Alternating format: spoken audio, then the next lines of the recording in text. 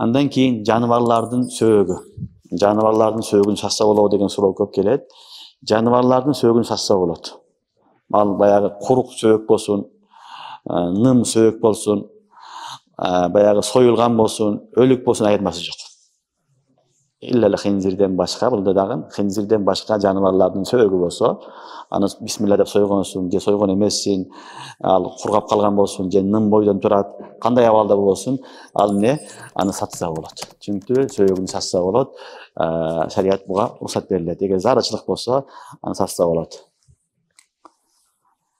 Себеби инсан менен гана хинзирдин сөөгүн сатканга болбойт. Ал бардыгы айтканбыз, териси, сөөгү, бардыгы харам, аны колдонгонго болбойт. Нажайыз. Хинзирдики ал эми инсандыкы улуу болгон себептүү.